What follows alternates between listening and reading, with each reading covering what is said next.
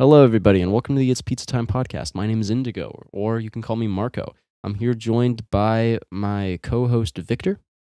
Hi, my name is Victor, also go by Lucius. All right, and my other co-host John. Hello, my name is John. You can also call me by Plexium. All right, sick. So today this episode pilot, I guess you could call it. We're gonna go over what we're actually gonna be talking about on the show, and B, who we are. Just to get that out of the way.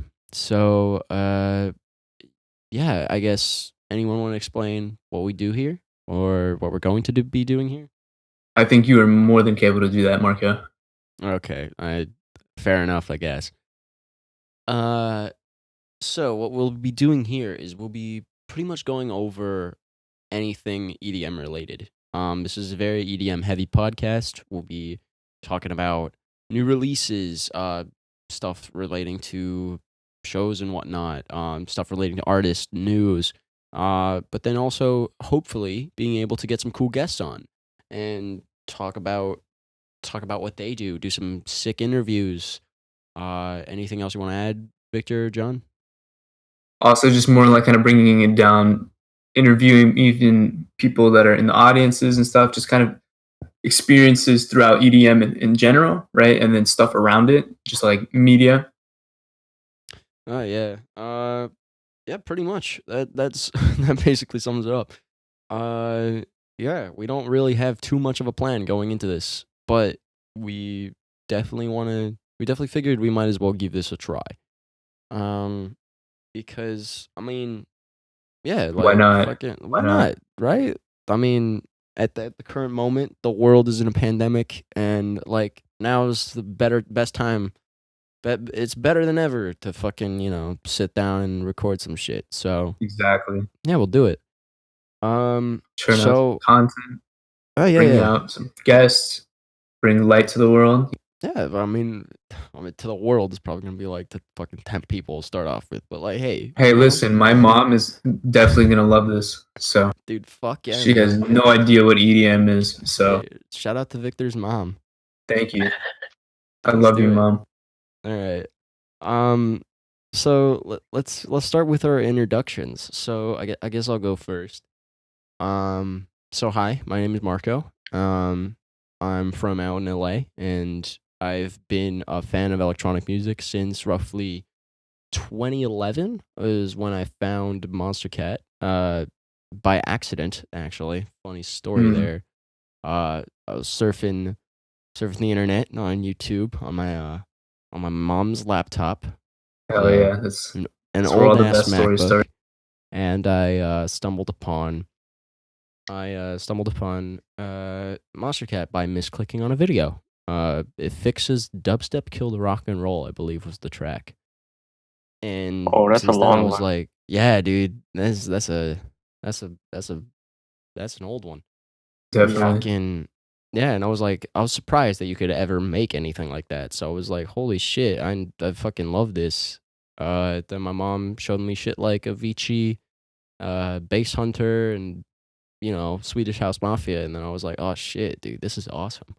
Right? So yeah, fuck, man. I Yeah, was gonna say that my story is actually fairly similar to yours in the sense that I also sort of kind of discovered EDM through Monster Cat. I mean, I knew it was a thing before then because of just like Skrillex and just all sorts of artists before, like Dead Mouse, right? But I didn't like really listen to it in a way of it being more like electronic dance music, just electronic music. yeah, And of yeah, course, they don't put a lot of EDM on the radio, so you kind of have to hunt for it or just stumble upon it. So exactly. I think one day I was just trying to like go on YouTube again, just like how you were, and I think Monster Cat in the very beginning they were sort of just like non-copyright sounds where like people could just play that music behind their streams or just whatever and then not be charged for it.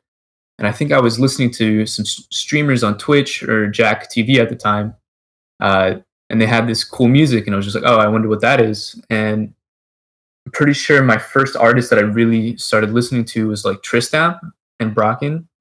Tristan McBraken, yeah, fuck, dude. Yeah, Yeah, fucking OGs.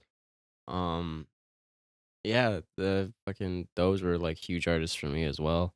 Uh, okay. Yeah, I think For that. Oh, my bad. no, go for it, go for it.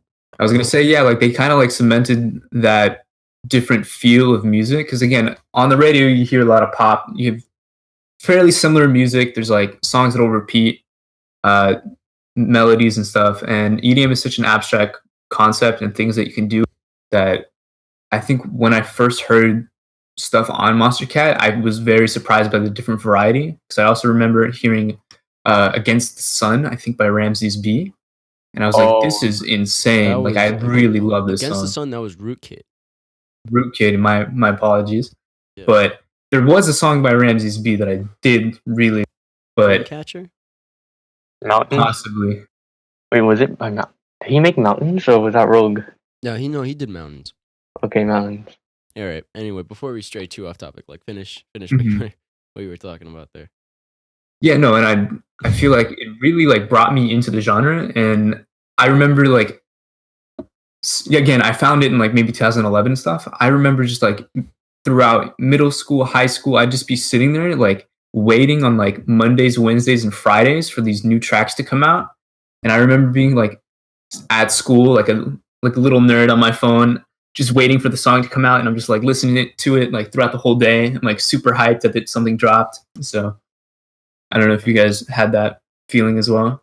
Yeah, man. I think most people who most people who like found EDM and just liked it more so for its sound. The people who liked it when it was just when they only knew about like the actual music part of it rather than the rave culture and shit.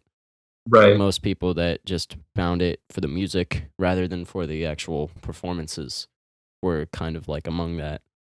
Uh, I'd say mostly like people our generation and like a few years above us were mostly the ones to listen to electronic music really like spiritually and shit. Right. Um, yeah, okay. Well, I think that covers me. That also covers Victor. So, John, why don't you go ahead and introduce yourself?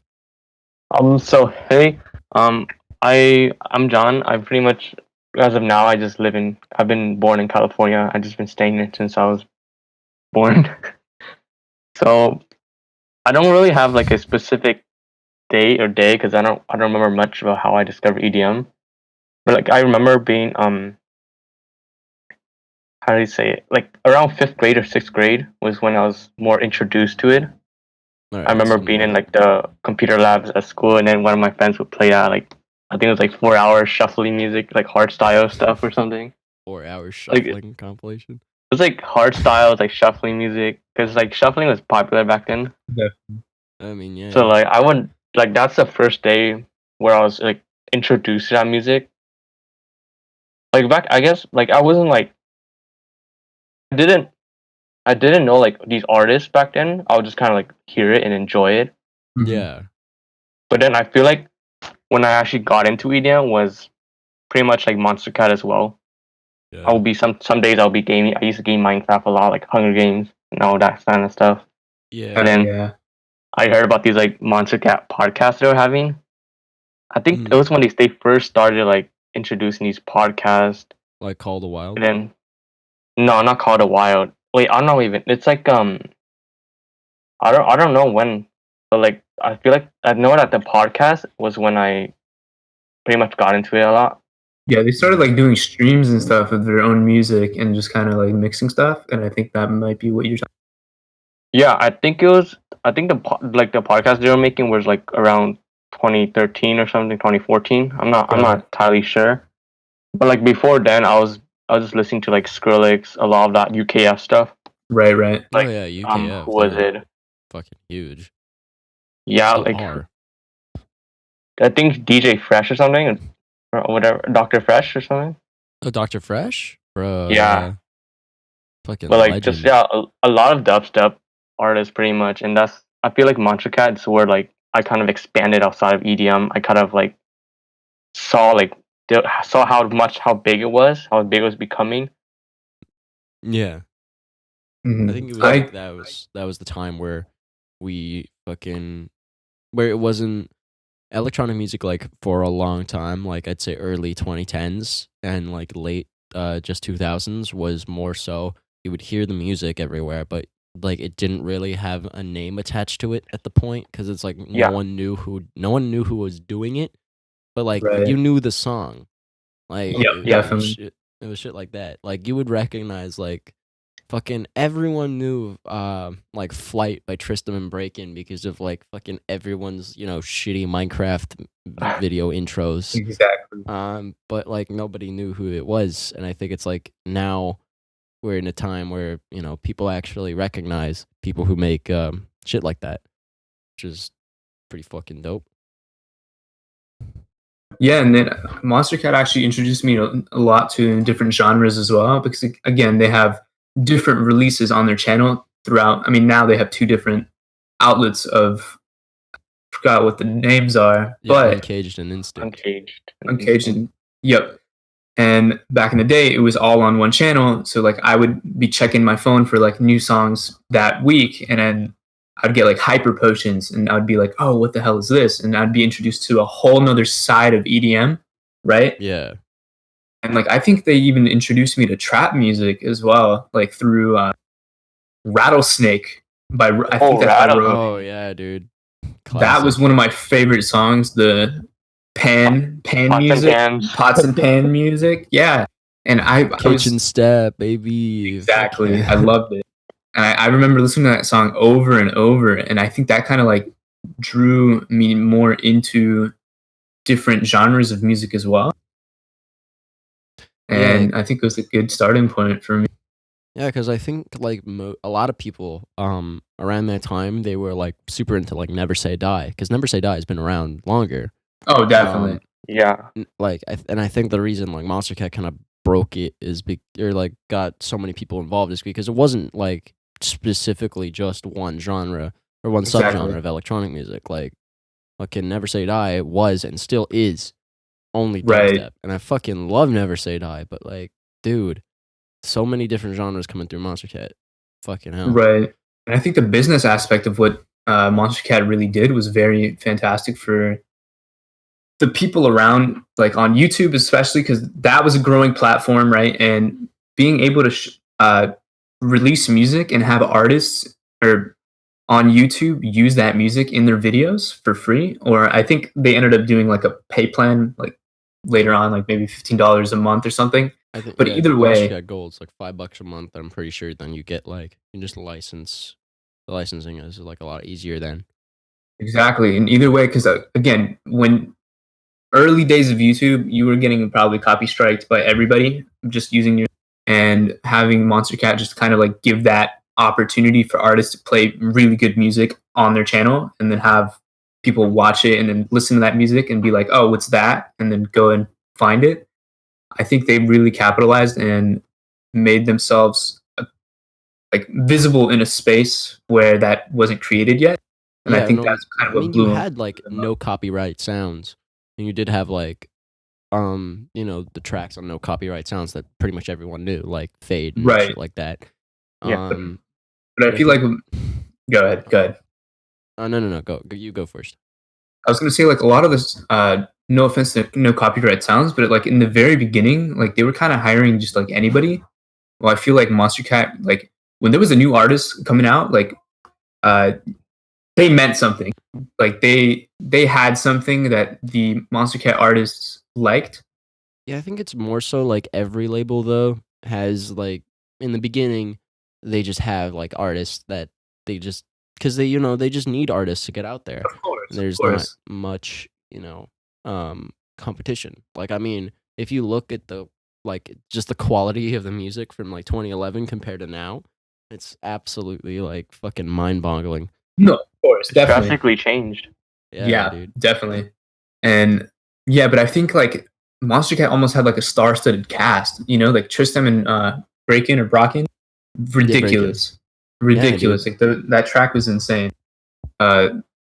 Against the Sun by Rookit, I wore Ramsey's. Again, that was a massive hit for me. Rattlesnake Rogue, just like these songs were just kind of a staple. Well, like I feel like no copyright sounds. Like I can only like really remember Fade. I mean, like No Copyright Sounds and Monster Cat, they both had like a. It's like at that time they had huge significant impacts on like artist careers, Oh, which for sure. was which is pretty nice to see. Like I'm still like fans of fucking. I mean, Tristan hasn't uploaded anything in a while, but I'm Gone. still Like, fans of people like Laszlo. I Mhm. found his shit on NCS like when he started uploading there, Right. and like I'm still fucking a big fan of him. Right. I actually never like got into heard a lot from NCS until like way later on. I don't know. Like I feel like it was because I didn't really explore around that much. I believe it was like Monster Cat and Trap Nation for me back then. Trap Nation had like Same. I think like 100K subs only. Yeah. Because Yeah. I enjoyed like those old school trap too, I like do too. Party Favor, like who else? Uh-huh. Like Party Favor's old stuff. I Oh like a yeah, lot of that, and like it was when back then before like they started posting like Future Bass. Because like Hmm. back then I didn't even know what Future Bass was. I don't even know if like a lot of people made it back then. But like I think Trap Nation started posting like these mixes when they were like growing. So like I don't know if it's still under, but like there's one of them called the 250K subs mix. It really got me into like trap and all of that kind of genre, explore more. And like Monster Cat as well, because how he yeah. had like how Victor mentioned like Rogue Rattlesnake. That song was really good too. I really enjoyed like Hmm. that's when I started getting that's when I started knowing about like Rogue too. Right. Yeah, I think that was kind of his breakout track. Um, all right. Well, I'd say let's move on a little bit and let's talk about our first live experience because we've gone, I think, very much into detail about Monster Cat and how that was like our first introduction to electronic music as a whole. Um, so let's talk about our first live shows. Victor, you want to go first? Yeah, actually, one of my first live shows was fairly recent in the past year. It was actually going to a Dabin show with Trivecta as a secondary artist, and underneath him, Sober Rob. And Yeah, Sober those Rob from artists Trivecta support. support exactly. And that was my first show, 2018, I believe, 2019, whatever, 2019. 2019. It was Uh, like a year ago last week. I actually didn't start going to shows because I loved the music, but I just didn't have the person or the money to kind of like break out and start going to shows. And I feel like Marco, when you hit me up and you invited me to the show, I was like, hell yeah, I love this type of music. I would love to come out. And yeah, when I came out, I loved it, and I kind of fell in love with the whole scene. Yeah, it's like like you said, it's kind of a weird thing. You don't think you really have the personality for it, but it's like when you Right. actually go there, it's fucking it just like hits you, and you're like, whoa, I could be I could actually socialize here, even though I'm introverted as fuck, and Exactly. it's pretty good. Yeah, that's actually where we met John. So So that I was came there. Oh, you go ahead. yeah. No, explain because Also, I think this was like my third show I went to, and then I don't have a lot of friends that usually go, and I'm also shy. Hmm. So I came here like I believe yeah I went solo here, and I was just like I wore my mask. I was just chilling before the show started, and I believe you walk right behind me or something. Like you noticed my mask. yeah, I fucking commented on like it because Yeah, it was like one of those fucking the ones with the wiring and the lighting and shit that looked like a yeah. fucking Yeah, it was purge very mask. cool. Fucking red. So like I noticed your Monster Cat flag too, and that's when you don't notice a lot of people that are into like Monster Cat and stuff, because like a lot of people go to like raves to like enjoy themselves, but Yeah, Exactly. if you see somebody with like kind of like a Monster Cat fan or something like that, then that's like I don't know. It felt kind of rare to me because I never really met anybody outside that yeah, was into because like Monster Cat as well. yeah, you see like people that I mean, you'll probably see people that are like fans of this shit, but you don't like see people actively like actually wearing stuff like that because usually like people won't be a lot of people who are into that kind of stuff like won't really be wearing like merch all the time. They'll just be actually wearing something that is just generally like rave clothing. Yeah. Right. Yeah, like I saw a dude. I was at Outside Lands in August last year. Saw a dude wearing a shirt that was it was a Resonate shirt like that they sold back in like 2015, 2016. And I was like, whoa, dude, this guy's a huge fan. Right. All right. Anyway, John. So, what was your first live show experience like? Actually, how do I want to say is all right. I don't want this podcast like nobody to hate me on this because this was way before. My first one was actually Dad Six event. I Because think this you're is way fine. before the allegation. So Yeah, this is I actually like a think you're month. good on that part, man. You're fine. Yeah. So it was his Ninja Nation tour, and then he had Space Jesus, Ride 10, and who else was it? Carbon. It was Carbon. Well, if he had, I believe it was in San Diego, and this was when I was like 17. So like, I couldn't really go to these shows if I wanted to. So I was kind of like looking out for every single show. I'm like, is this one all ages? Is this one all ages? Right. Oh yeah, So, like- that's like the worst part about LA. That nothing Yeah. is all ages. So So like when I saw that they were having one in San Diego, I immediately like told my parents to like take me, my friends, like I was talking to them about it. I got my tickets. But like my friends who I came with, pretty much they weren't into like EDM a lot. It was just like kind of I wanted to bring somebody along before. Right. Right. yeah. So like well, I think one of my friends actually tried to enjoy because he's into like NCS. He plays that. He listens that for gaming. Like my other friend was never into EDM, and then he literally just stood still the whole entire time. Yeah, it's just So like it's just some people is like not their cup of tea. Yeah. Yeah. And then I think Ride 10 actually roasted him at the end. He tweeted about him. Oof. So that was pretty Damn. funny because he was at the rail and he was just Oh, he wasn't doing damn. anything at all because he wasn't into the Damn. music. That's why. I get it. I mean, I do. It's definitely an acquired taste, but at the same time, I feel like if you're at these kind of shows, you kind of want to participate and kind of like again, Yeah. if you don't necessarily like the music, I feel like you can at least try to vibe with the people around you. 'Cause Exactly. if you're just kind of like standing there and you're all awkward and stuff, I feel like you're just doing yourself a disservice. And Exactly. if you paid for the ticket, you kind of want to just enjoy yourself. Like no matter what you're doing, you just can have fun with your friend, just dance around and whatever. But Yeah, and he just stood still the whole entire time. So like I was just kind of like why'd you go anyways, you know? yeah, But like yeah, we still talk. We still like kind of joke about it because that was pretty funny as well. hmm But like after the allegations hit, I guess like everything started changing, and I was like, oh shoot, this is like crazy. Yeah. right. Now I just if I don't go like if let's say if I don't have any friends, I just tend to go solo or like Right. meet somebody new, you know? Mhm. Yeah, it's like going solo is never a bad thing. Like I could segue into my first live show now. Like, my first live show, I didn't have it. I didn't go with anyone. I went completely solo because I Mhm. couldn't actually find anyone to go with. Because I didn't know anybody who was like into that genre. Right. And also it's like LA, so I was like looking so long for a show that I could actually attend because everything is like 18 plus or 21 plus. Even 18 plus is like not that common compared to 21. Yes, most 21 plus. It's rough. Yeah. My first show was a Drulu show back in October of 2018. And yeah, it was like they were and still are pretty much like my favorite artist like out there right now. And so this was like I think right after the like this was for like their a moment in the tour that they did for like a moment in time, I think, which was their first EP, I want to say. Where was this at?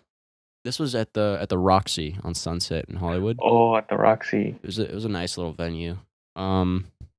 And it was Madnap and Fitch were supporting, which was a pretty great lineup for actually my first time. I was super awkward.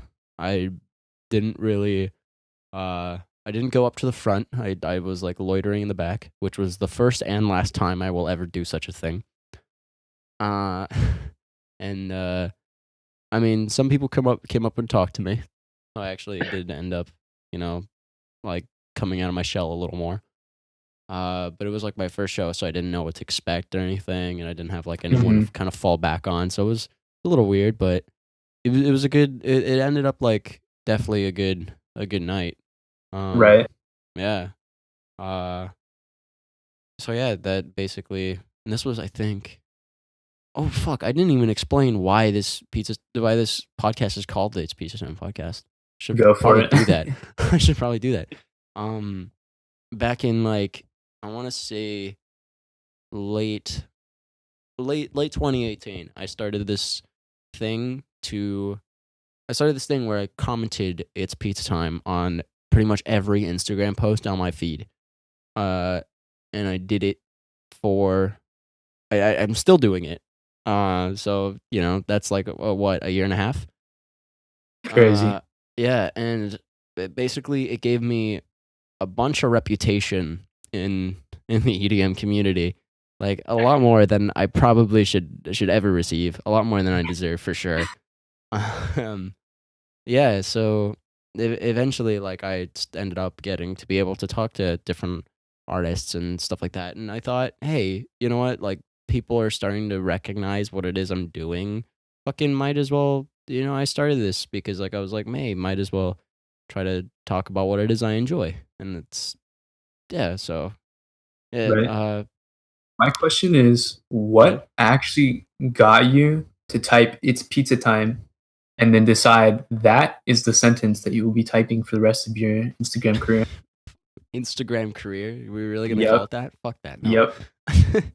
um, it was like initially, it was to. Okay, I started it because someone had like an account on Insta that I found. Okay, Victor will know what I'm talking about, but I'm gonna explain this in detail because nobody else probably will. But our high school had a fucking like just a wild squirrel living on campus, Yep. and yeah, and someone I'm not name dropping or Oh anything, yes. made an account, like an Instagram account for it. I knew who this person was, and I did not like this person. So I wanted to like annoy them while also like getting everybody else to like laugh and like have a good time. Right. Um and I started and I was like, what could I spam that would be, acceptable? And I was like, oh, you know what, I'll do that. And so like it's pizza time came to mind. I was like, fuck it, I'll do that. And yeah, I started doing it, and then people like my friends were like, hey, could you do that to my account too? That I fucking love it. Dude, it'd be great. And I was like, you know what? Fuck it. I'm just gonna do it to everything on my feed because I was like, I was fucking tired. Mhm. I was like, I didn't want to, go through specific accounts or whatever. So I was like, I'll just do it to everything on my feed. And yeah, I kept doing it, and people really enjoyed it. Some people have told me to stop, but it's like for every one person that has told me to quit it, I've had like 10 people tell me that like this is fucking amazing, keep going. Yeah, So definitely. yeah, it's like I'm glad I'm in the EDM community because they're supportive as fuck, regardless of whatever you do. Right. As much as Um, this crazy thing has, I mean, you would have never expected this to even happen. I feel like it's such a cool hell thing no. to stem from that. Like, there's so many blessings and things that have come from it, just from Yeah, this one sentence. And what's like even crazier to me is that you go ahead and you type these messages in one by one. oh You're yeah, not doing it through a bot. You're doing oh it yeah, hell no. yourself, which is I'm psychotic. doing Oh it by yeah. myself. This is like it's actually psychotic. Like it's I sometimes we'll be hanging out and then you'll be like, all right, give me a moment. It's pizza time. I'm like, all right, I know it's about to happen, and I just see him typing it in. I'm like, this is I'll do that for yeah. like I do that for like maybe an hour of my day because I have to like go through everything. I go through it Oh, until my definitely. feed is clear. So I'll it's like, send you a DM or something, and you won't answer it until you finish typing it's pizza time on every. oh yeah, 100%. It's like I would be scrolling down to Instagram as well, and I would literally see him, like see his comment. It's pizza time on every single post, like artists I follow. Yeah, I'm like, how do you Mhm. find all of these so quick? yeah. It's like so interesting because when I initially started, like you'd have people like commenting back or whatever, and you'd have people Mhm. like liking your comments, and you're just like, you know what? It's social media. It's shit. It's like that. So Yep. especially when it's like people that are, you know, I guess famous is like I guess the word to use there. You don't expect them to actually know who you are. And Right. then like when you actually meet them in person and you go like, "Hey, it's pizza time." And they're like, "Oh shit, that's you." And you actually get to talking and it's it's kind of weird just how social media is. Right. And what's Yeah. really funny too is that I have friends outside of our friend groups and stuff. Like I'm in college currently, so I'll be just talking to some friends, right? And I'm like talking about EDM or whatever, and I'll mention you, and then I'll be like, oh, like I'm friends with the person that's it's pizza time. And they'll be like, oh, you know him and stuff. I'm like, yeah, and Yeah, like that's they're most of the time they're very supportive. I had one person say they were like, oh, it's him, but they were like they do enjoy it. They're just like, oh, what? Why does he do that? But I'm like, listen, it's your thing. I think it's amazing. I every time I see it, I'm just like, Marco, this is beautiful, and I love what you're doing. Hey man, So, I'm living it up. Yeah, I mean at MDCB if or at M_DCB if you want to fucking follow me. but what's really funny too is also seeing the type of people that are supportive to you, and then also people that don't necessarily like it. Oh Because yeah. personally, I feel like I kind of understand why people won't like it because you're spamming Yeah, their it's feed like yeah, I essentially. get it. I get it. It's perfectly But at this understandable if they don't like it. At the same time, though, you're also bringing people to them at the same time. Like sometimes I won't see a person's post, but then I'll see your comment because of it. And then I'll actually end up following that person because of it. And you're bringing attention, right? Like, of course, Instagram and like YouTube, like everything is a numbers game. So your Yeah. comment is one number added to their thing. And that is like one number added to their algorithm to see Yeah, that post I shown. mean, sure, it's a number, but it's an annoying fucking number. The number, Uh, I think it's a lucky number to be honest, because if you have that under your Is it? post, that means you're doing something. That's what I believe.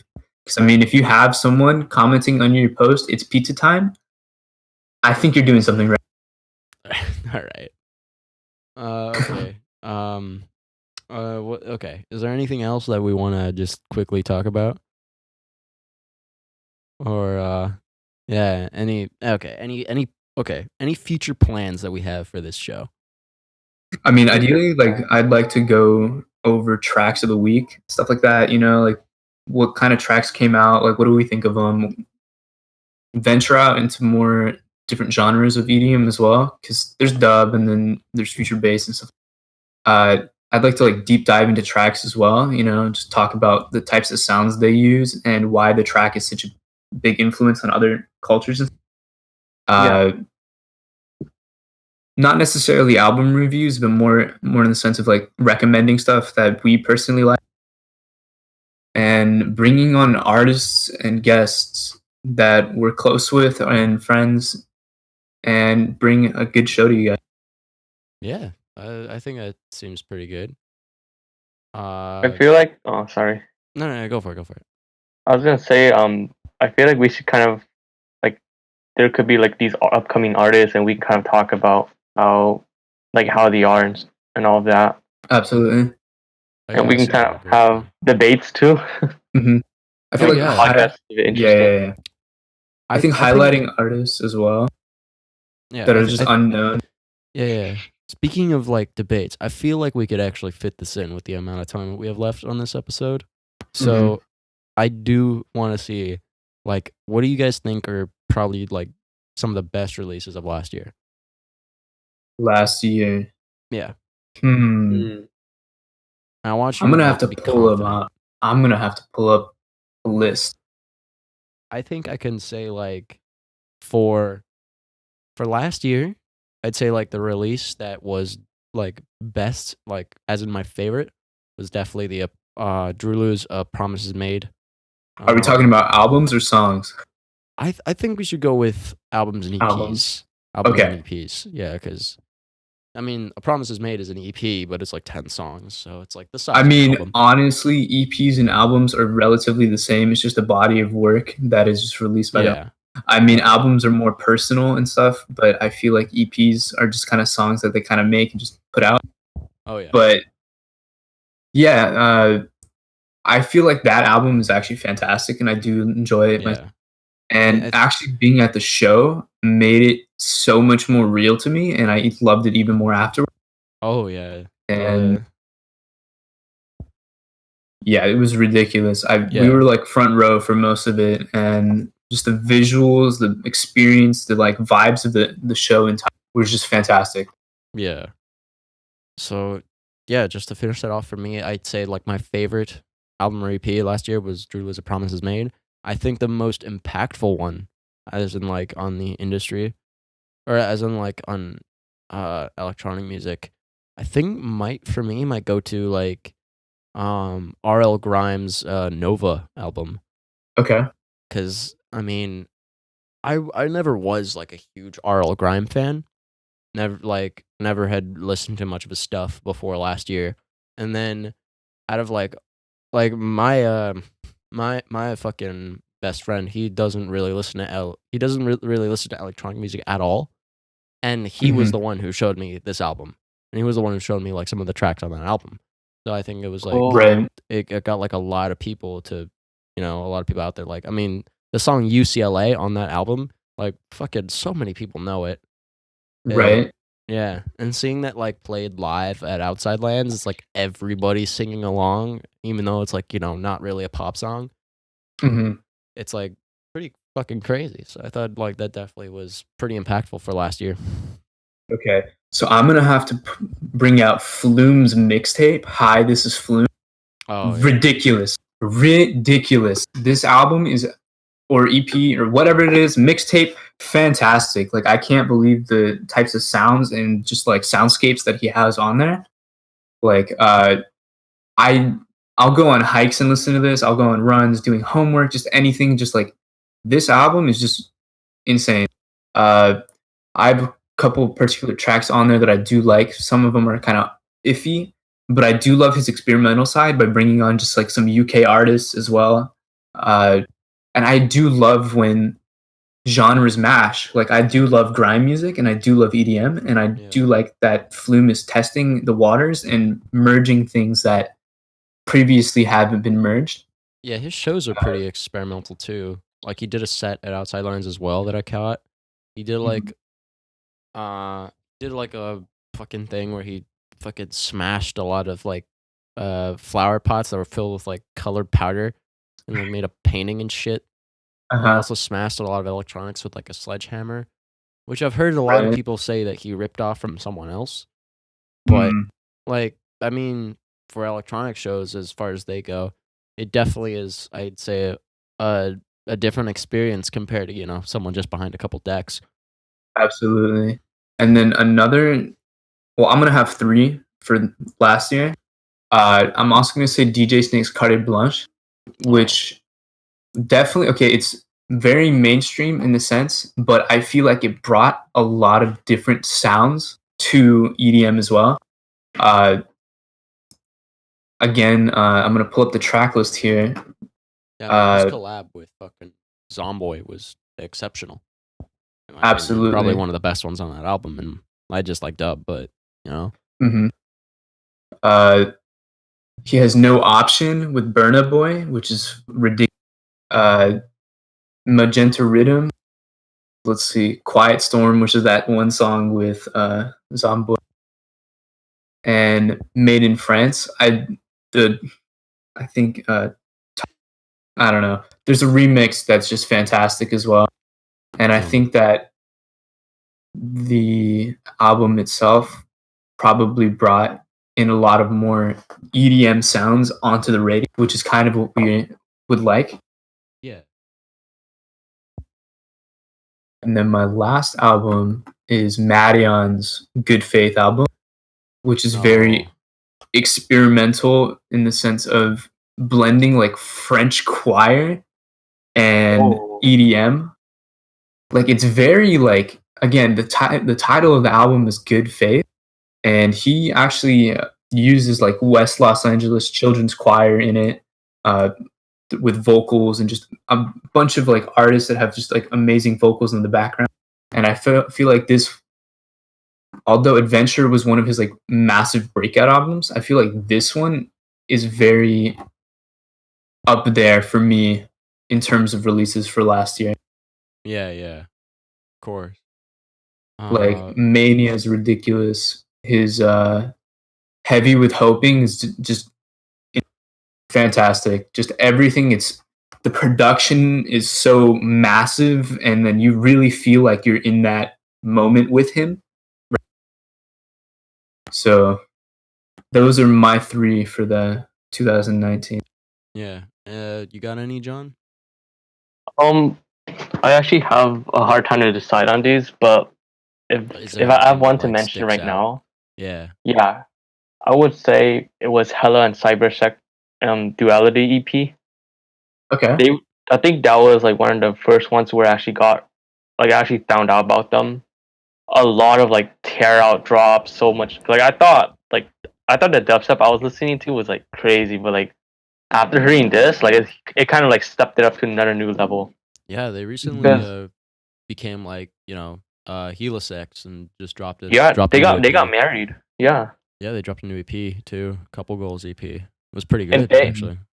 And they have been like just dropping bangers. It's just they just keep going on and on. There's no song that I really like dislike or just it doesn't hit like every single song I just like it's brutal, like it kind of like hits where I like that point where I actually like, oh my holy shit, this is so good. Like I need to say this right now.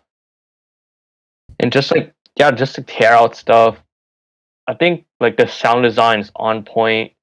A lot of the tracks, just like that same brutal drops. And I feel like my second one would probably be Cope and Durham's Penumbra EP. Mm-hmm. Oh yeah, the Penumbra EP. That's really good. The one song I like is that Wake Up Kill Repeat. Yeah, Wake Up Kill Repeat is really good. Yep. It blends that rap into his death step genre. Oh yeah. It's like if you hear that, like I don't know, it kind of gets you pumped, It's some song where I would listen to when I'm working out or something. Yeah. And I've been enjoying like a lot of Cope and Durham's kind of style as well. He's been changing a lot as well because if you look his music up like way back, he used to make a lot of, like still death step in that, but he's been like kind of experimenting, I would say. Right. Yeah. And I say like it's been going well too. Like I there's some songs where I actually enjoy too. Yeah. Especially Wake Up Kill Repeat. But I would overall though, like I'm happy to see what he has next. Like soon. Yeah. He's releasing like God. He's releasing one of his OG albums, I believe. Yeah. It's called God 2 or something. Is it like God's Army too? I think it's just God's Army.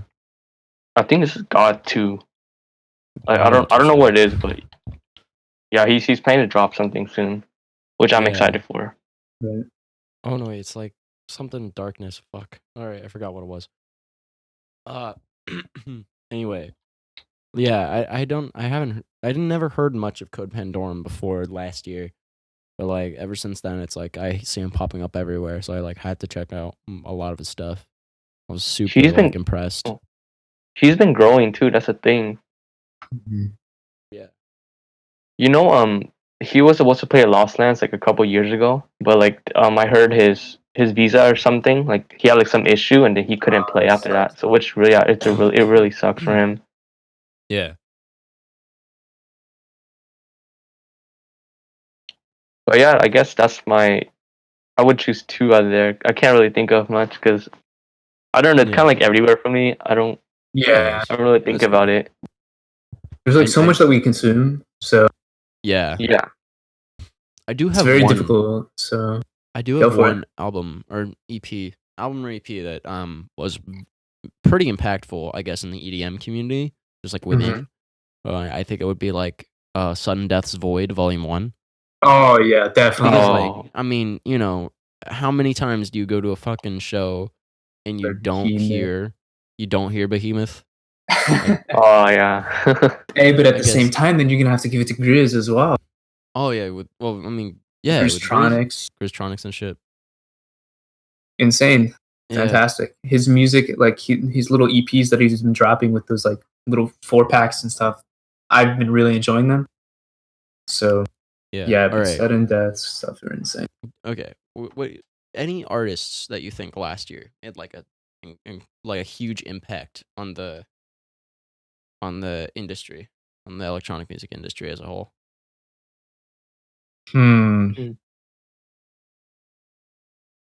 I wait. Okay, this is gonna be left field.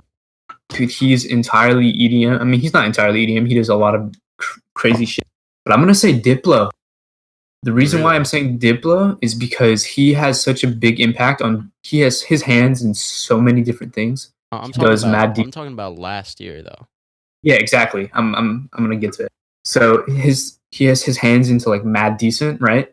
Which has Major Lazer, all those crazy things that he does. Jack U songs are still played to this day at shows frequently and regularly. And as far as last year goes, Old Town Road was just a massive song, right? And he ended up flipping it and doing a remix for it. And I think it was like one of the earlier remixes. And I think that remix was the most popular version of that song for like the entire summer. So I think he was one of the most impactful in terms of that. Yeah. And he dropped recently a track, I think in December. It's On My Mind, which has been a massive dance record, definitely in the underground, like trance scene and stuff like that. I've heard it played on streams constantly, and the remixes for that track are fantastic as well. Yeah, I personally don't agree with that. I like the one I gotta give to, if we're talking about just like how much, like not just how much they've grown, but just how much they've been everywhere. I gotta give it to Eliminate. 100%, I gotta give it to Eliminate because okay, he's got I'm not mad with that. Yeah, he's got a style that like I don't think. Well, I don't think anyone knows how to replicate it, but no one replicates it. No one does anything like it. As like far as I can tell, nobody's done anything like it. But also, it's got such a feel that it's like shit that you can go hard to, but you can also kind of like it's also kind of housey at the same time. So it's like almost impossible to go to a show and not hear an Eliminate track dropped at least once. Right. That's definitely true. I like that. Yeah, like I mean, just like for example, like fucking EDC, you know, they like always drop the top 10 most played tracks at EDC like each year. Like, oh yeah. Eliminate had number 2 and 4 from the same EP. Wow. That's freaking ridiculous. I believe I don't know. I think I think Weeble Wobble was dropped more. Oh yeah, Weeble Wobble. Yeah. All right. Weeble Wobble and them were like probably the biggest tracks that he dropped last year. And then the Weeble Wobble VIP was almost played just as much. All right. John, you got any that like were pretty great? I would say in terms of growth, I will give it to Morse Kismet. That kid's literally like 14. Like he's so young and he's already like on these huge record labels. Like I believe NSD. He's been I believe Heckler dropped this at Countdown before. Like just his songs, everything are like he's just blowing. He's just growing overall. Right. Victor and I had the opportunity to see one of his live sets. Happy birthday. Yeah. He wished you a happy birthday. He did. Oh, that's so cool. Yeah, and dude, that kid has like so much energy, and I fucking love it.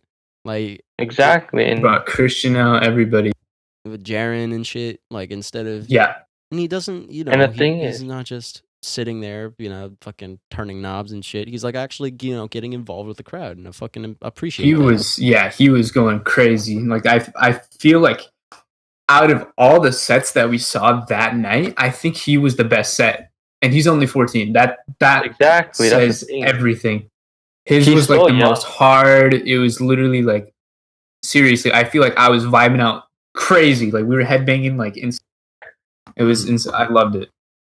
Like his style as well. Like he has that. I never heard it before from like any artist. He kind of has that like weird. I don't know how to explain that kind of weird bass kind of thing. It's like bass, like trappy dub. Kind of weird. Yeah, Mhm. exactly. That's why I like it, because I do love the blend of the genre. So I believe I first heard him was through Heckler's Countdown actually, because he was playing 404, and then he played one from Wildlife and then one from Morse Kismet, and then Morse Kismet was like it was so good. I'm like, what song is this? Like I thought it was like an unreleased VIP or something, right? So I was looking it up. I'm like, I gotta find out what this song is. Like it's so good. And I eventually found Morse Kismet, and then I was just like, how do you like getting into him too? I was like, oh, Yeah. this guy's actually good. Mhm. And he's getting like he's getting like everywhere when it also comes to like connections. Like fucking he did a remix for AT Aliens last year, and just like Yeah. a couple weeks ago dropped a remix for Phase 1. So Right. like yeah, he's out there. He's doing making shit. moves, definitely. Yeah. Did he sign Never Say Die, or is I he think just he's with partner? Never Say Die right now. That's I don't know awesome if for him. he's- That's fantastic for him. Honestly. And since I kind of misread your question in terms of growth, I would probably also give it to more Kismet or Jaren, because Jaren before 2019, I haven't heard any of his music at all, and I feel like the second 29 hit, I went to a show. I saw him live at that More Kismet show, and he came out, played a song. Everybody was super hyped about it, and then I later saw him at an after party with Madion, Oh, I see. and Sick. just he was supposed to play us a couple songs like before his set, as a joke. Yeah. His Wait, music is so vibey. Like I love it. Like it's very relaxing. It's very emotional. Like I've seen him play for much bigger artists now, and he's connecting with like Son Holo and just insane artists that you wouldn't believe Yeah, in like under a year. Yeah, he did a remix for San Holo like recently on the album 1 remixes. Right? And he also speaking of shows, he opened for Tynan, I believe, like just before. Oh, Tynan. Wow. He opened Wow. on March 7th, like just before everyone went into quarantine and shit. Yep. And then not only that, also because of these quarantine streams, I've been seeing him go crazy. Like I've been seeing his name over and over. Wait, how do you spell his name? Jaron. Jaron. Yeah, because I've never heard of him before. I gotta check it out. Yeah, it's like very like moody EDM. I definitely yeah, and like his name, like on like posters and stuff, like they'll have like names slightly smaller and the bigger artists have bigger names, right? Yeah. And his name has been growing in size quickly. So as far as that goes, from being well, I mean, he was probably releasing stuff way before 2019, right? But I feel like he just really picked up a lot of steam in 2019, and it's really showing now. Yeah, another artist that I think picked up a lot of steam in 2019 was Cloud, like or the project. I'm not sure who's behind it. I'm not sure if that's known or not. I don't know. I don't think it's known.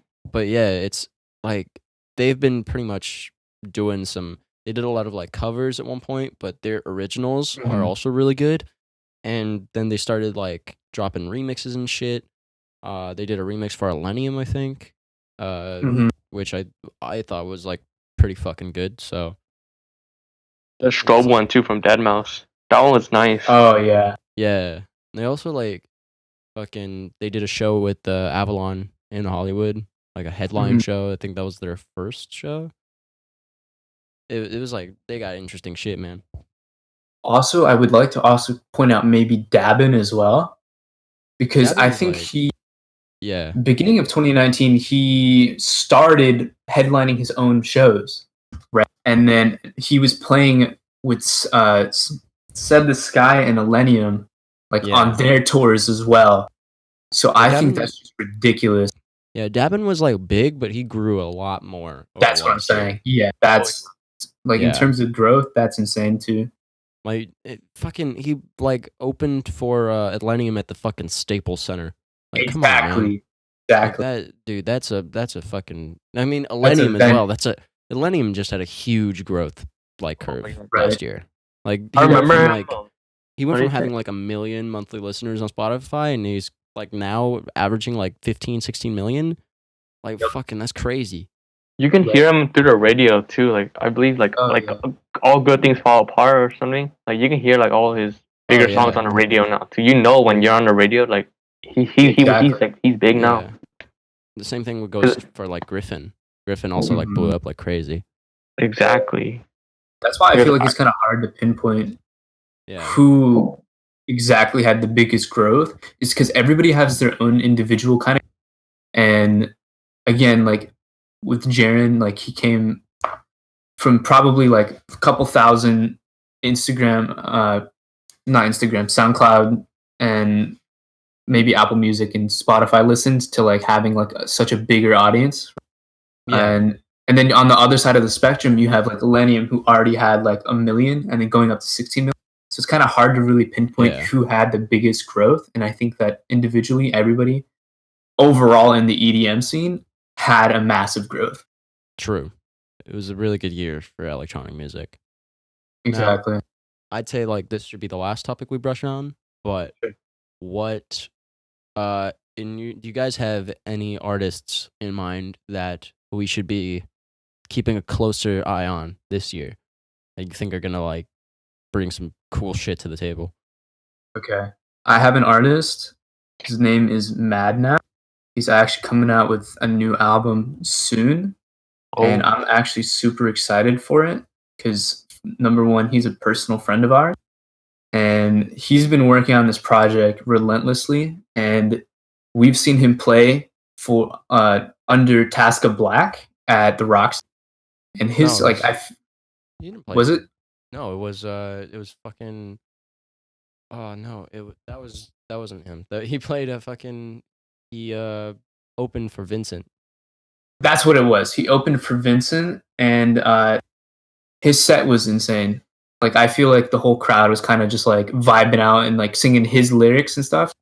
And his track "Faces" was fantastic.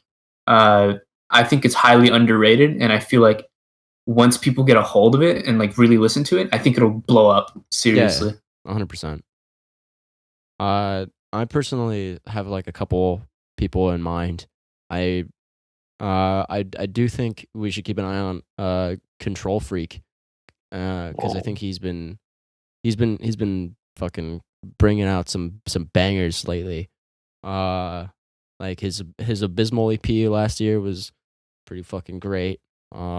And he's been working with people like Vandals and Ray Volpe, doing shit on Disciple Roundtable as well as Never Say Die.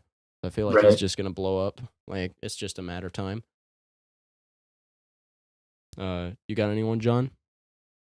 I will probably give it to, I don't know, I'm not sure if you know these guys, but it's Redcom and Caslo.